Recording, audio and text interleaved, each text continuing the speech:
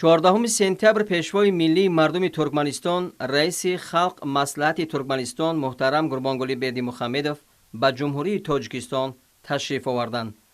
در نزد قصر ملت مهمان عالی مقام را رئیس مجلس ملی مجلس عالی جمهوری تاجیکستان رئیس شهر دوشنبه محترم رستم امامعلی استقبال گرفتند. پرزیدنت جمهوری تاجیکستان محترم امامعلی رحمان پیشوای ملی مردم ترکمنستان رئیس خلق مصلحت ترکمنستان محترم قربانقلی بردیمخمدov را صمیمانه پذیرایی کرده به تاجیکستان خیر مقدم گفتند.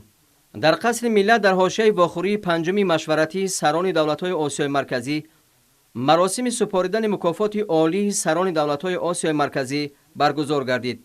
مراسم تنتنوی سپاریدن مکافات عالی با اشتراک سران دولت‌های آسیای مرکزی و پرزیدنت جمهوری آذربایجان صورت گرفت.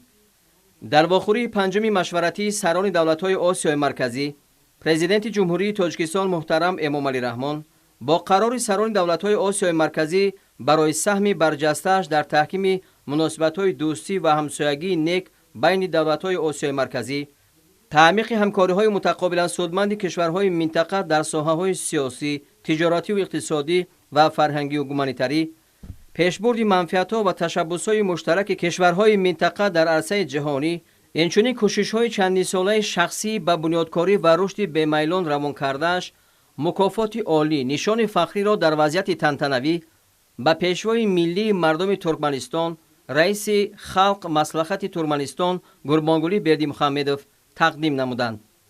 پیشوای ملی مردم ترکمنستان رئیس خلق مصلحت ترکمنستان قربانقلی بردیمخمدov با پرزیدنت جمهوری تاجیکستان محترم امامعلی رحمان برای مهمان نوازی صمیمی و به سران دولت‌های آسیا مرکزی برای قدرشناسی اظهار سپاس نمودند.